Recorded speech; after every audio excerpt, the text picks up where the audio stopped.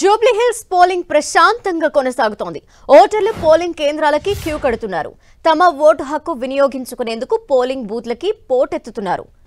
ఉదయం 11 గంటల వరకు 20.76% పోలింగ్ నమోదైనట్టు అధికారులు తెలిపారు. అటు పలు చోట్ల ఓటర్లని ప్రలోభాలకి గురి చేస్తున్నారన్న ఆరోపణలు వస్తున్నాయి. మరోవైపు నిబంధనలకు విరుద్ధంగా జూబ్లీహిల్స్ లో మకం వేసిన నేతలపై ఈసీ ఫోకస్ చేసింది. ఎమ్మెల్సీ శంకర్ నాయక్, ప్రభుత్వ విప్ బీర్ల ఐలయ్యలపై కేసులు నమోదు చేసింది ఈసీ. ఇప్పటికే రాజకీయ నాయకులు, సినీ ప్రముఖులు తమ ఓటు హక్కు వినియోగించుకున్నారు. ఇంకా సమయం ఉండటంతో మరికొంతమంది పోలింగ్ కేంద్రాలకి తరలి వస్తున్నారు. ఇప్పటికే బీఆర్ఎస్ అభ్యర్థి మాగంటి సునీత, బీజేపీ అభ్యర్థి లంకల దీపక్ రెడ్డిలు తమ ఓటు హక్కుని వినియోగించుకున్నారు. సినీ ప్రముఖుల్లో దర్శకుడు రాజమౌళి, అతని భార్య రమారాజమౌళి, తనికెళ్లబరిని, నటుడు సుమన్ తమ ఓటు హక్కుని వినియోగించుకున్నారు. అటు హైడ్రా కమిషనర్ రంగనాథ్ కూడా తన ఓటు హక్కును వినియోగించుకున్నారు. ప్రజలంతా తమ ఓటు హక్కును వినియోగించుకోవాలని ఓటర్లకి పిలుపునిచ్చారు. ప్రస్తుతం జూబ్లీహిల్స్ ఉప ఎన్నిక పోలింగ్ ప్రశాంతంగా కొనసాగుతోంది. అప్డేట్స్ అందించడానికి మా ప్రతినిధి చారి సిద్ధంగా ఉన్నారు. Chari, Dhanalakshmi, Jubilee Hills by elections polling ప్రశాంతంగా కొనసాగుతుంది. చిన్న చిన్న అంశాలు తప్ప మిగతా అంతా ప్రశాంతంగానే కొనసాగుతుంది. ఈ పోలింగ్ ఉదయం 7 గంటలకు ప్రారంభమైంది. అయితే ఉదయం 7 గంటల నుంచి ఇప్పటి వరకు 11 గంటల వరకు 20.76% అంటే 20.76% పోలింగ్ నమోదైంది. మొత్తానికైతే ఉదయం 9 గంటల వరకు కూడా 10.02% నమోదైంది. ఓవరాల్గా వచ్చేసి ప్రతి 2 గంటలకు 10% చొప్పున ఇప్పటి వరకు అయితే నమోదైంది.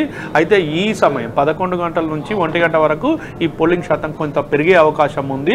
1 గంట నుంచి 3 గంటల మధ్యలో లంచ్ సమయం కావడంతో కొంత పోలింగ్ శాతం తగ్గుతుందని అధికారులు అంచనా వేస్తున్నారు. ఆ తర్వాత మళ్ళీ తిరిగి 3 గంటల నుంచి 5 గంటల వరకు కూడా పోలింగ్ శాతం పెరిగే అవకాశం ఉంది. అయితే గతంతో పోలిస్తే ఈసారి పోలింగ్ శాతం పెరిగే అవకాశం ఉన్నట్లుగా జిహెచ్ఎంసీ, అదేవిధంగా ఇటు ఎన్నికల అధికారులు మరియు ఇతర రాజకీయ పార్టీలు కూడా అంచనా వేస్తున్నాయి. మనం జూబ్లీహిల్స్ నియోజకవర్గానికి చూస్తే మొత్తం జూబ్లీహిల్స్ నియోజకవర్గంలో 4,01,365 మంది ఓటర్లు ఉన్నారు. ఇందులో ఈ ఓటర్లలో ఇక మహిళలు 1,92,000 పైచీలకు ఉంటే పురుషులు 2,08,000 పైచీలకు ఉన్నారు. వీరంతా కూడా తమ ఓటు హక్కు వినియోగించుకోవాలంటూ ఎన్నికల అధికారులు అయితే పూర్తిస్థాయిలో ప్రచారం నిర్వహించారు. ఒకవైపు అవగాహన కార్యక్రమాలను కూడా నిర్వహించారు. ఇది బై ఎలక్షన్ కావడంతో రాష్ట్ర వ్యాప్తంగా ఒకే ఎలక్షన్ కావడంతో అందరూ కూడా దీనిపైనే దృష్టి సారించారు. అన్ని పార్టీలు, రాజకీయ పార్టీలు కూడా పోలింగ్ శాతం పెంచేందుకు తమ వంతుగా ప్రయత్నాలు చేశారు. ఇప్పుడు అభ్యర్థులు కూడా ఉదయం నుంచే తమ ఓటు హక్కును వినియోగించుకొని ప్రచారంలో నిమగ్నమయ్యారు. అంటే ఓటింగ్ శాతం సరళి ఏ విధంగా ఉందనే అంశాలను పరిశీలిస్తున్నారు అభ్యర్థులు. తమ ఓటు వేసి మిగతా ప్రజలు కూడా తమ ఓటు హక్కును వినియోగించుకోవాలి. ఓటు మీ ఆయుధం అంటూ కూడా వాళ్ళు చెప్తున్న పరిస్థితి ఉంది. అదేవిధంగా సినీ ప్రముఖులు కూడా, ఈ నియోజకవర్గ పరిధిలో ఉన్న సినీ ప్రముఖులు కూడా కొంతమంది తమ ఓటు హక్కు వినియోగించుకున్నారు. పూర్తిగా ఇప్పటి వరకు అంటే 11 గంటల వరకు 20.76% ఓటింగ్ నమోదైంది. ఇక రానున్న ఈ 2 గంటల్లో కొంత ఎక్కువ శాతం నమోదయ్యే అవకాశం ఉందని కూడా అంచనా వేస్తున్నారు.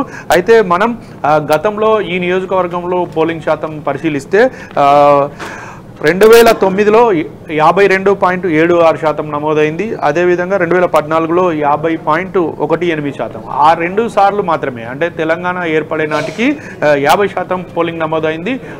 ఇక తర్వాత 2018లో 45.59% నమోదైంది. అదేవిధంగా 2023లో 47.58% నమోదైంది. ఇక మొత్తంగా పోలింగ్ శాతం గతంతో పోలిస్తే, అంటే ఉమ్మడి రాష్ట్రంతో పోలిస్తే తెలంగాణలో పోలింగ్ శాతం తగ్గింది. ఇప్పుడు ఈసారి మాత్రం ఖచ్చితంగా పోలింగ్ శాతం పెరుగుతుందని, అయితే ఓటర్ల సంఖ్య పెరుగుతున్నారు, పోలింగ్ శాతం మాత్రం తగ్గుతుందా అనే భావన వ్యక్తం అవుతుంది. అయితే ఈసారి ఖచ్చితంగా పోలింగ్ శాతం పెంచేందుకు ఒకవైపు ఎన్నికల అధికారులు తీవ్ర స్థాయిలో కసరత్తు చేశారు, అవగాహన కల్పించారు, భద్రతా పరంగా పటిష్టమైన భద్రతా ఏర్పాట్లు చేశారు. దీంతో పాటు ప్రతి ఒక్కరు ఓటు హక్కు వినియోగించుకోవాలంటూ కూడా సూచించారు.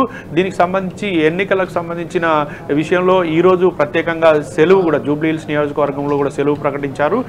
ఎవరు కూడా తమ ఓటు హక్కును మిస్ చేయొద్దు, ఓటు హక్కు వినియోగించుకోవాలని. అయినా కూడా 50% పైగా దాటుతుందనే అంచనాలు మాత్రమే ఉన్నాయి. అయితే లోక్సభ ఎన్నికలను పరిశీలిస్తే 2019లో 39.89% నమోదైంది. అదేవిధంగా 2024లో 45.59% నమోదైంది.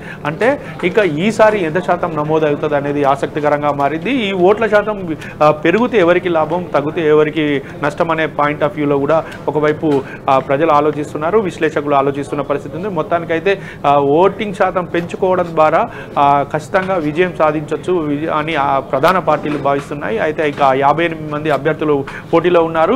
407 పోలింగ్ కేంద్రాలను ఏర్పాటు చేశారు. మొత్తం 139 ప్రాంతాల్లో 407 పోలింగ్ కేంద్రాల పరిధిలో 266 సమస్యాత్మక ప్రాంతాలు ఉన్నాయి. ఈ సమస్యాత్మక ప్రాంతాలపైన కూడా ప్రత్యేకంగా పోలీస్ యంత్రాంగం నిఘా పెట్టింది, ప్రత్యేకంగా కట్టుదిట్ట భద్రత పెట్టింది. అదేవిధంగా డ్రోన్ల సాయంతో కూడా ఎప్పటికప్పుడు ఈ పోలింగ్ శాతాన్ని, అదేవిధంగా ఏదైనా ఘటనలు జరుగుతున్నాయా వాటిని కూడా పర్యవేక్షిస్తున్నారు. ఎక్కడ ఎలాంటి ఇబ్బందులు లేకుండా ఓటింగ్ జరిగేలాగా అధికార యంత్రాంగము, ఇటు పోలీసు యంత్రాంగము, అదేవిధంగా ఎన్నికల అధికారులు కూడా చర్యలు చేపట్టారు. ధనలక్ష్మి. ఓకే, థ్యాంక్ యూ చారు.